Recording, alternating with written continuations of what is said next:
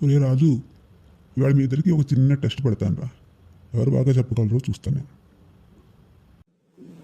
అలాగే సార్, చెప్పండి. మీ ఇద్దరు కూడా 6 ఎర్ర లారీలు 6 తెల్ల లారీలు అని 3 సార్లు చెప్పాలి. ఫాస్ట్గా చెప్పండి. 6 ఎర్ర లారీలు 6 తెల్ల లారీలు 6 ఎర్ర లారీలు 6 తెల్ల లారీలు 6 ఎర్ర లారీలు 6 తెల్ల లారీలు.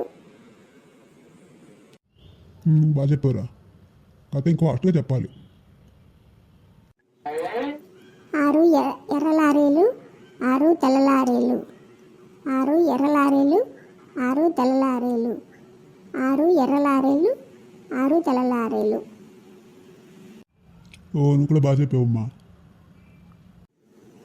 అనగా అనగా ఒక పేసరాజు పెద్దమ్మ నూతిగట్ట మీద కూర్చుని బంత కొట్టుకుంటోందిట.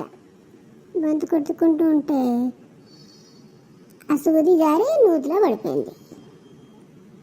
ఇప్పుడు ఆ సూది ఎలా వస్తుంది చెప్పు రాజు? నూతిలోకి దిగి తీస్తే వస్తుంది. అలా అంటే వచ్చేస్తుందా? అవును, వస్తుంది. వస్తుందంటే వస్తుందా? చెప్పాను కదా, ఇదేదో చిక్కు ప్రశ్నలా ఉంది. అబ్బా, చిక్కు ప్రశ్నలా ఉంది అంటే వస్తుందా? ఐడియా. దారానికి మ్యాగ్నెట్ కట్టి అది నూతిలోకి వేస్తే ఆ మ్యాగ్నెట్కి సూది అతుక్కుంటుంది కదా, అప్పుడు తీసేయచ్చు. నీ ఆలోచన బాగుంది రాజు.